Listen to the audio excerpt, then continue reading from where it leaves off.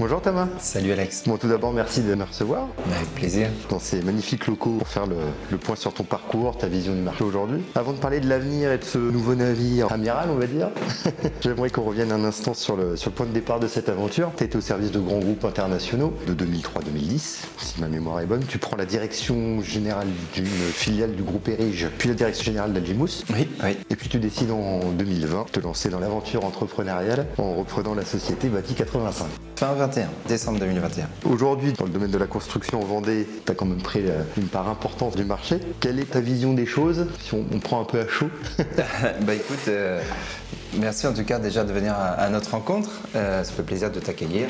Merci beaucoup. Alors effectivement, Bâti 85 a été fondé en 1983, donc c'est presque une vieille dame dans l'univers de la construction de maisons, en tout cas sur notre magnifique territoire vendéen, et puis désormais pour ce qui nous concerne un petit peu au-delà, notamment autour de Pornic, le Pays de Ré, Sud-Loire, désormais un petit peu le sud du Maine-et-Loire, où on se développe aussi à partir du bocage vendéen. Toujours est-il qu'effectivement on est dans les entreprises bien identifiées sur notre territoire au sujet de la construction de maisons individuelles. Une particularité forte, c'est qu'on est constructeur de maisons avec Bâti 85 et donc 8 agences commerciales. Et donc effectivement, ce très beau siège que nous avons inauguré il y a un an, mais en tout cas on est dedans depuis un an et demi ou presque. La particularité, c'est que nous sommes aussi entreprise générale du bâtiment avec Bâti Construction, qu'on a 30 maçons salariés qui sont au service de la construction principalement de nos maisons Bâti 85. Ça forme un petit groupe de 80 salariés dédiés principalement à la construction de maisons individuelles. C'est vrai que le marché a beaucoup évolué, il y a eu des crises. J'ai fait cette acquisition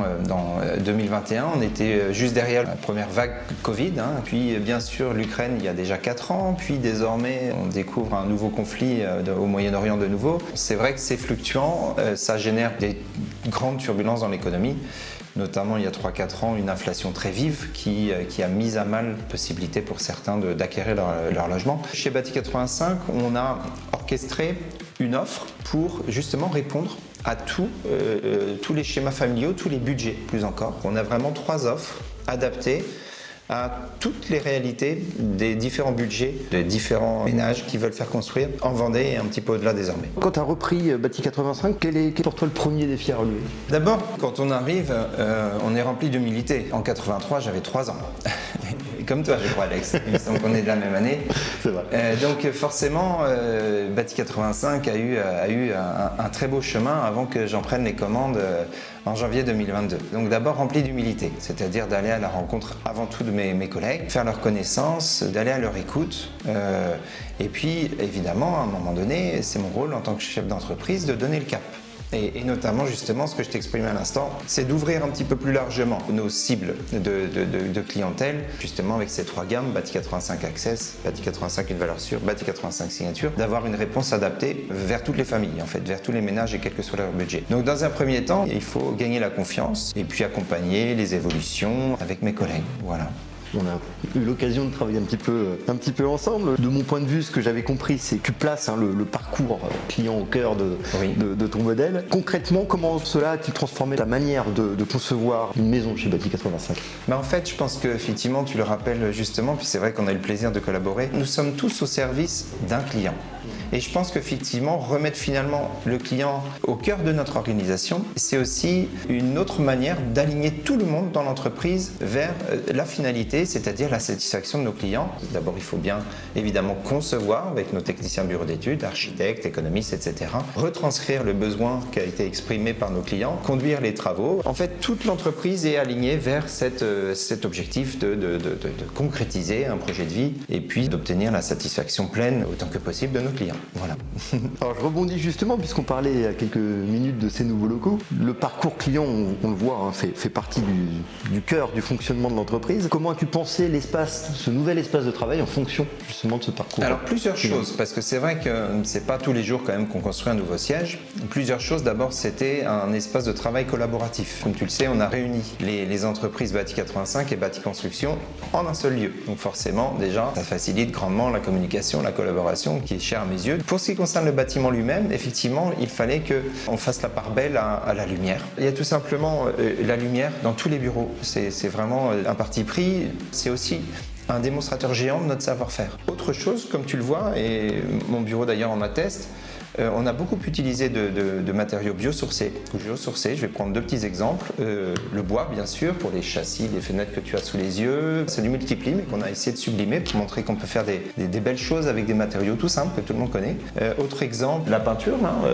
C'est une peinture qui s'appelle AlgoPaint, qui est biosourcée. Elle est faite à base d'algues et non pas de chimie de synthèse. Elle émane très peu de COV, donc elle est propice à la santé pour les applicateurs, les peintres dans un premier temps, mais aussi pour les gens qui vivent, qui viennent dans ces bureaux. Et en plus, cette peinture est conditionnée dans des ateliers ESAT pour personnes en situation de handicap en Bretagne, donc il y a aussi une démarche sociétale. On a fait des choix dans les solutions constructives, dans les matériaux, pour respecter l'environnement et puis avoir un impact aussi positif que possible sur la société. C'est un lieu qu'on veut, un démonstrateur entre guillemets géant de notre savoir-faire. On veut que les gens qui viennent ici se sentent aussi bien qu'ils vont se sentir dans leur future maison bâtie 85 et par ailleurs que ça favorise le bien-être au travail tout simplement. C'est une expression de valeur en quelque sorte. Oui, c'est par aussi rapport aux du matériaux respect, biosourcés. c'est vrai qu'on parle souvent d'équilibre pro-perso, on parle aussi de santé au travail, c'est pas un gros mot. C'est un espace de travail feutré qui est beaucoup plus reposant et puis qui propice à la concentration. Et puis ça participe également au respect, notamment en clientèle, d'un rendez-vous client. Oui, puis c'est plus agréable pour tout le monde, et puis c'est plus reposant pour mes collègues et moi-même de travailler dans cet espace comme un cocon où il fait bon vivre et travailler, tout simplement. Ouais.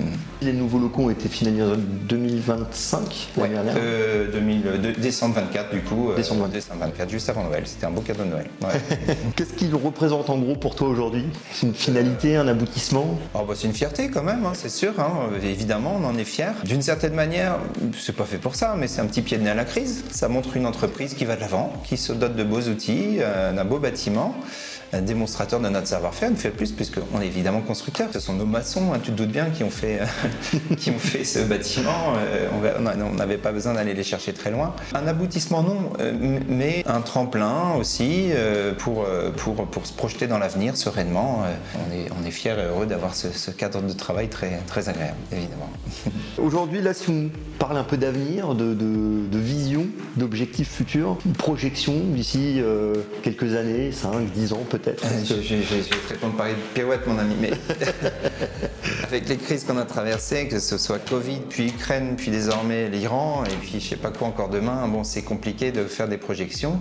Il faut être très humble et réaliste, plus encore. Au-delà de ces remous, nous sommes sur un créneau, entre guillemets, un secteur d'activité qui est la construction de logements, sur laquelle il y a des besoins très importants. On sait que du fait de la démographie, particulièrement dynamique en plus sur nos territoires de l'ouest de la France, on a besoin de construire, on a besoin aussi de rénover. C'est estimé en général 400 000 logements qui sont requis par année. On est entre guillemets positionné sur un besoin fondamental de la société. Tout le monde a besoin d'un logement digne de ce nom. On sait que le marché entre guillemets sera toujours là, mais notre conviction c'est qu'il évoluera nécessairement. On sait très bien que notre génération, Alex, doit plus respecter l'environnement sans critiquer ce qui nous précède, mais pour autant on sait très bien que les solutions constructives doivent être de plus en plus vertueuses. Les schémas d'habitation doivent être peut-être plus modulaires.